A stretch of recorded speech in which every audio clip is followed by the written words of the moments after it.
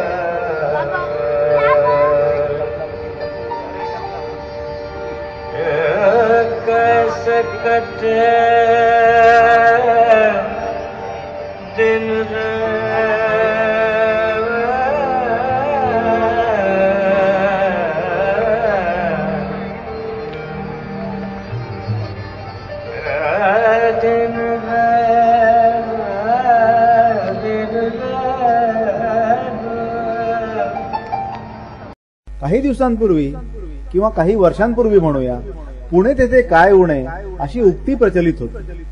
पण तुमच्या समोर दिसणाऱ्या या दृश्यांवरून खरंच असं वाटत असेल की पुणे तेथे सारेच उणे.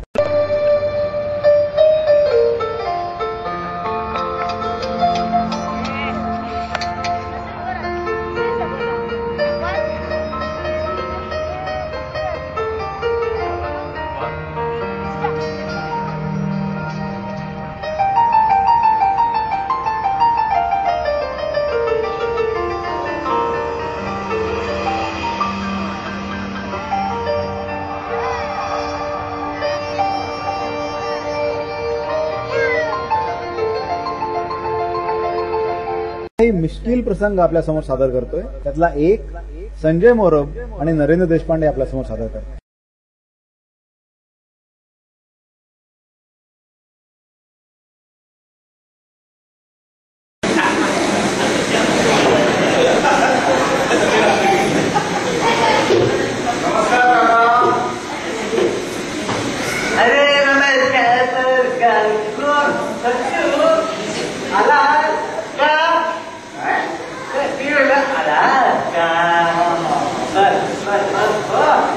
मी जरा चहा घेऊन येतो बर का. चहाची त्याला भारी होती. म्हातारा चहा पाहतो.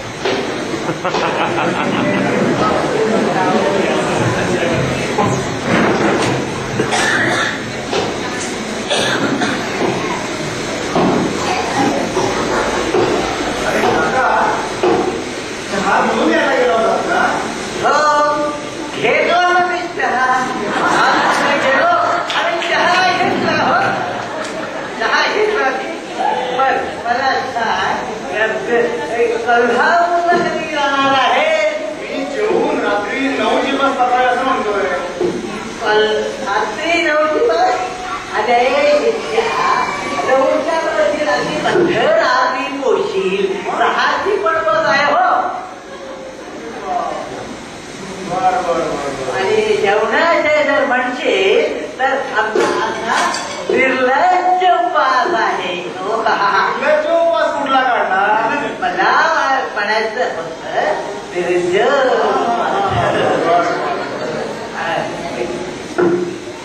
मग मी एक काम करतो ना, 6 पर्यंत त्याच्याला थांबतो. मी आपला आताच निघतो नाही का? तेही खरे नाही.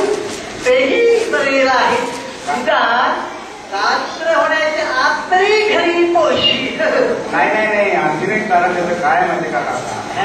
रात्री किती वाजता तरी घरी पोहोचलो ना मी, मला जेवायला मात्र नक्की मिळणार का? काळजी नका करू तुम्ही त्याची. हा ठीक आहे. येतो मग मी आता. बर, येतो म्हणते ये हो ये. परत पुढे झालो की पक्की आमच्याकडे हक्काचं घरचं हा? ये हो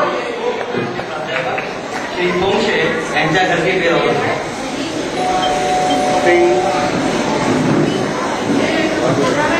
थोड्या वेळ अजून काही घटना जाणार नाही, परत फिरव. ही झोपायची वेळ नाही आणि इथं कोणी बैलही नाही. दरवाजा उघडला जातो. श्री पोंक्षे जाणार.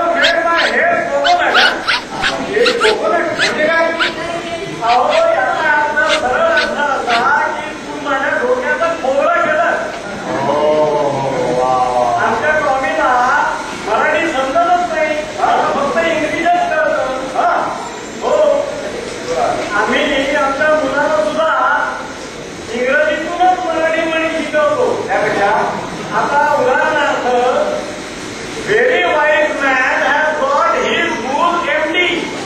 म्हणजे असं की अतिशहाणा त्याचा बैल रिकामा.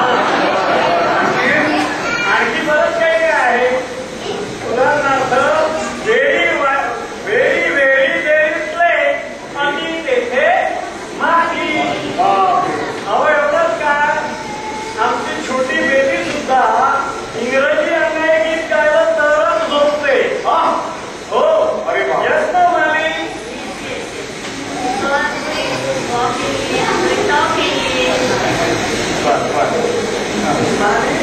सिंग सिंग अन्याय गीत.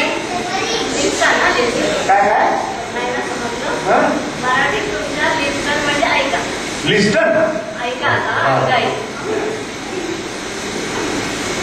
Behind the tree of lemon, moon sitting on my today my sound baby, my heart sitting on my behind the tree of lemon, moon sitting on my बापरे. आणि ह्या असल्या अमेरिकन बेबी झोपते.